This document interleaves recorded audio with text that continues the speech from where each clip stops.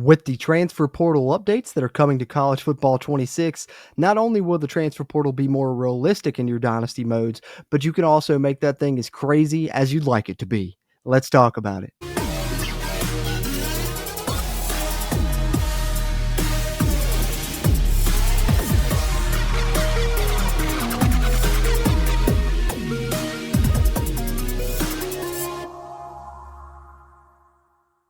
What's happening? What's happening? What's happening? Welcome back into JC CFB, where you can see all kinds of college football video game content with me, JC, continuing to cover this college football 26 news in the lead up to the game's release, less than 2 weeks away now, getting hype. And we've been learning about a lot of the new features, particularly through Dynasty mode, my personal favorite mode. So I've been trying to hit on a lot of those here in pre recorded videos, clipping out segments of the Dynasty deep dive stream I did on the channel a couple of days ago. And one that we've got to talk about, we've talked about recruiting already, but we got to talk about the other side of that, and that's the transfer portal. Because I think, in 25, it was the first game that we ever had that featured the transfer portal, and compared to the real life, it left a little bit to be desired. And have no fear, though, the devs have rectified that for college football 26 in multiple ways.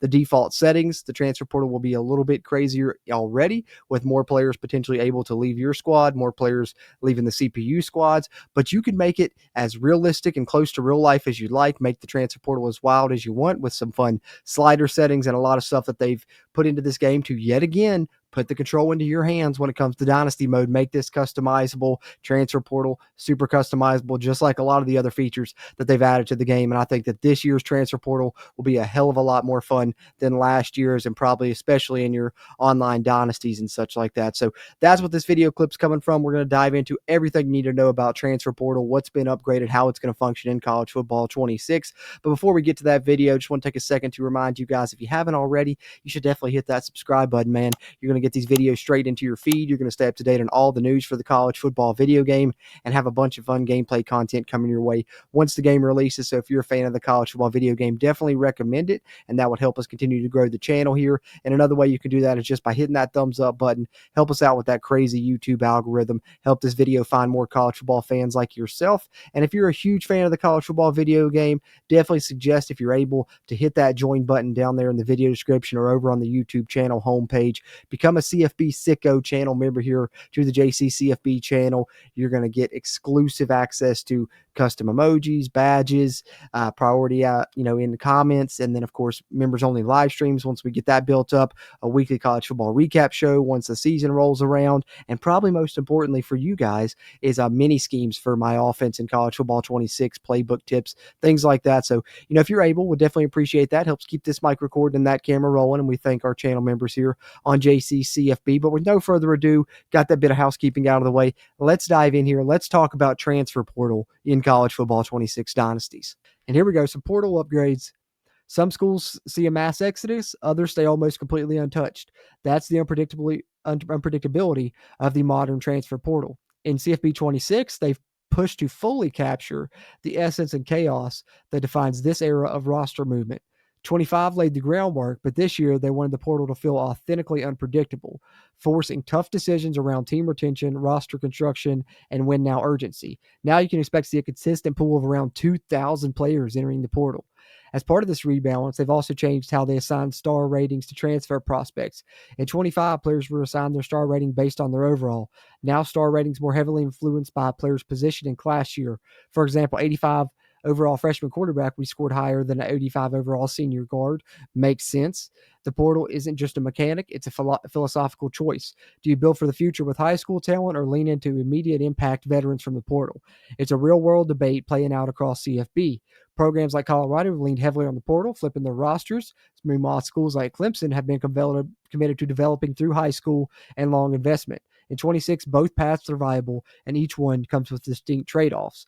This also applies to retaining your own roster. Managing player expectations is just as important as recruiting new talent.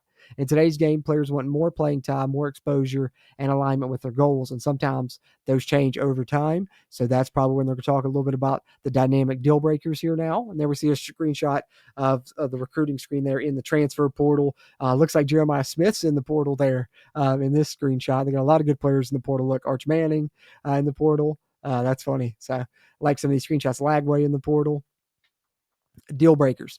At the heart of the portal was a simple truth. Every player has expectations. And when those expectations are met, they may decide to leave. Some have expectations you don't agree with or even find reasonable, but that doesn't change the reality. In 26, every player now has a deal breaker, giving each one a clearly defined expectation and a chance in the portal if that isn't met. Additionally, prestige has been added as a deal breaker, reflecting the mindset of players who value competing in the best conferences against the toughest competition.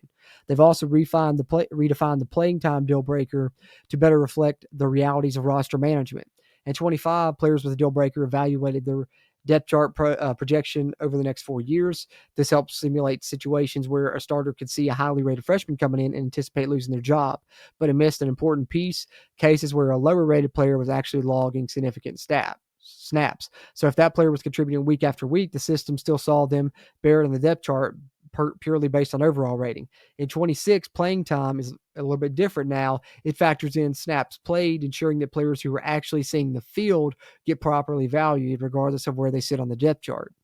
And even if playing time isn't a player's official deal breaker, it can still be a deciding factor in whether or not they stay. And I like that touch. I think that whether or not it's the exact deal breaker, which may mean they care about it even more, but everyone cares about playing time, specifically, the higher rated recruits and such. And I think that's one thing they've tried to do in this one to diversify and make dynasties more competitive as well, is all of the big time recruits are going to want playing time. So nobody's going to be able to stockpile every 5-star in the dynasty or anything like that. If you got someone that's just a dynamic recruiter, those guys are eventually going to hit the portal, and hopefully you're able to get them. This is especially true for former 5-star recruits, high-rated backups, and most notably quarterbacks. Quarterbacks definitely care about it. They've seen it play out before. In 2016, Alabama's quarterback led them to the Natty as a freshman. In 2017, he helped Alabama reach the title game but was benched at halftime. The following season, lost the starting job only to lead a dramatic comeback in the championship game. While his initial motivations were around competing for championships in the conference, his priorities eventually shifted. Entering his final seasons of eligibility, playing time became top of his mind. He transferred to Oklahoma, where he put together a Heisman caliber season. And of course, they're talking about Jalen Hurts there. And that is a good example of how deal breakers kind of change, right? Like, he wanted to play for championships. He went to Alabama, but then he accomplished that goal. So then, they had some other guys coming in, getting more playing time than him. And, he wanted to play in his final season. So playing time then became what he valued. In 26, that same logic applies. 5-star prospects, highly rated players, and quarterbacks will evaluate playing time, even if it isn't their listed deal breaker. If they're not getting on the field or they see a log jam ahead, they may decide it's time to leave. This helps prevent stockpiling talent in a way that doesn't reflect real-world behavior and makes roster management more dynamic and authentic, exactly what I was just touching on there. This also prevents your friend in Online Dynasty from being a cheese artist and redshirting every player on their roster, even when a guy's a borderline starter. Now redshirting comes with a risk. You want to redshirt a player and limit his playing time at the risk of him leaving due to a lack of playing time. So a little bit more strategic. Yet again, this is, just adding to the decisions you're going to have to make in dynasty mode there. And we see, look at the players leaving here in this dynasty on Alabama. This isn't even all of them because the list is going off the screen. But what do we have here? 10 guys that are transferring right here, or trying to transfer, that you're trying to sway here at the players leaving stage. So that's definitely already, more than last year. Evolving expectations. In 25, all deal breakers had a fixed grade requirement of B-, and that threshold never changed regardless of how good a player was. In 26, this is the dynamic deal breakers. They have a system that actively reflects a player's evolving and changing expectations over time. As players become more talented and more productive, their expectations also grow. This makes it more difficult for some schools to meet those rising demands, and often results in players organically transferring as their goals outgrow their current situation, which makes sense, right? 90% of the time, if a guy's balling out at a group of 5 school early in his career, he's going to end up at a power 5 school for the latter portion of his career. Just that reflects real life as well. So glad to see they've put a system in here into the game that'll kind of help that be showcased in game as well. A school that once felt like a great fit may suddenly feel mid. It's the big fish in a small pond effect we so often see in real life. With dynamic deal breakers, the required grade now scales based on a player's overall rating, high school star rating, or transfer portal star rating. The better the player, the higher the expectations.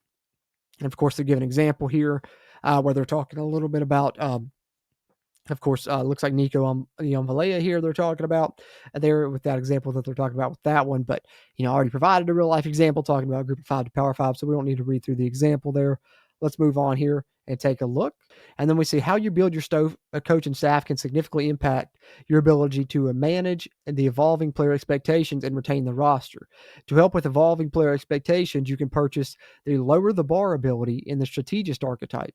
This lowers the grade threshold required to meet a player's deal breaker, up to a maximum of a full letter grade. You can also purchase the family atmosphere ability in the master motivator archetype, which makes players less likely to transfer if their deal breaker has been broken. So, a couple of ways to combat losing some of your big time players that are maybe changing through dynamic deal breakers or anything like that.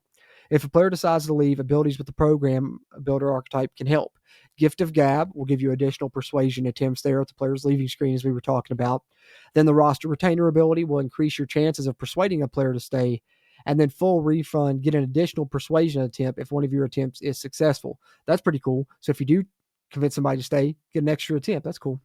As expectations evolve, so too must your coaching strategy. The players you recruit as a freshman may not be the same player or have the same demands when they are upperclassmen. How you manage that growth and evolving expectation will significantly impact how successful you are. And I think the fact that you have limited chances to sway guys on players leaving is going to come more into play this year, as you're going to have more players transferring out. And yet again, you're going to have to be strategic in who you keep and who you let go, or who you try and keep anyways. Transfer portal customization, and here we go. This is something else that goes in with what I've talked about CFB 26 being potentially the most customizable football game ever. And here you are with, you can make the transfer portal as crazy as you want in Dynasty mode. With dynamic deal breakers, the addition of a conference prestige deal breaker and improved playing time logic, the 26 portal is more reactive and unpredictable. While this brings the chaos of college football to life, they also want you to have the tools to customize that experience and make it your own. If you want a wild modern portal era, or if you want to throw it back to the days when transferring was far less common, you have full control and be able to do either one of those in Dynasty. So here's the new settings. Max transfers per team. Adjust how many players can transfer from a single team. So you can have it to where no players can transfer, or you can set it up to 30, to where each team could potentially have as many as 30 players leave, which I kind of like having it that way, because to me that's pretty realistic if you have it set to 30. I mean, there's some teams that are rebuilding rosters every year, especially if there's coaching changes, stuff like that. So I'm personally one that say, hey, let's crank this thing up, let's make this thing like real life, let's make it the Wild Wild West. But that's just me, and that's what's so cool about this customization, is maybe you don't like it, you can set it to 0, which disables the portal entirely for a more traditional experience. And then transfer probability is another setting, which is for user teams. You can scale how likely players on user controlled teams are to transfer if their deal breaker is violated. And so that's a slider scale there, 0 to 99 or something like that, I'm sure. And then probability for CPU teams as well, which is the same thing just for the AI teams. So then my school, at the foundation of every program is one question: what's the identity? The My School grades define who your program is and what its strengths and weaknesses are across 14 core categories. That's one of the clearest separators between powerhouse programs and those still trying to find their footing. In addition to playing time improvements that they outlined earlier, which now consider additional snaps played, they've made several updates to the My School system to deepen realism and improve differentiation between programs. First, they rebalanced the grade curve across all 14 categories. Fewer teams now sit in A or B range, meaning most schools will fall somewhere between D and C, creating more visible separation between the haves and have-nots and making meaningful improvement something you'll need to earn over time, which is also nice for your dynasty rebuilds, right? You'll definitely start in low, so you have it somewhere to work up to across those 14 different categories. One of the biggest changes this year comes in pro potential. Previously, this grade estimated a program's ability to produce NFL talent based on their current roster. Now it's based on a school's draft results over the past 4 seasons, and it's tracked by position. This means you can now clearly see which schools are consistently sending talent to the next level and who deserves the title of something like wide receiver U, like maybe at Ohio State currently, as you see highlighted in this screenshot with their pro potential there. As you see there with how they grade out, a lot of A's and A pluses there for the Buckeyes, and their team prestige, of course, is a 5-star team here in the game, and we get a shot at their overalls: 91 overall, 89 offense, 94 defense. Ohio State fans, there's some of your ratings. They've also made improvements to playing style. The stat-driven grade tied to how your teams perform on the field. Every archetype, including the new ones added to 26, has had its playing style tracking reevaluated. Last year, many defensive player types were overly reliant on individual stats like interceptions or tackles for a loss, often leading to a small sample skew. This year, more player types, especially on defense, evaluate team level stats like average passing yards or rushing yards allowed per game. That is more stable, fair reflection of how your program actually plays. As part of those updates, they also reevaluated and adjusted the starting grades for every team to better reflect their real world standing and take full advantage of the new grading distribution.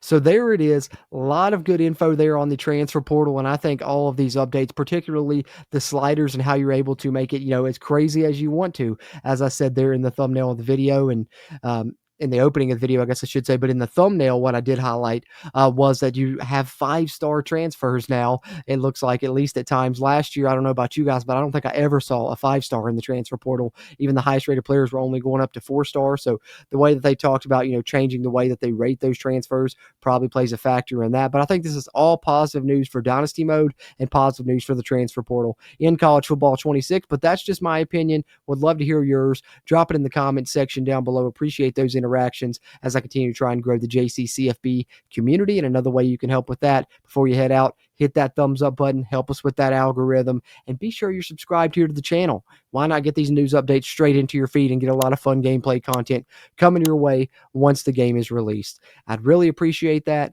just like I appreciate you tuning into this video, and I will catch you on the next one.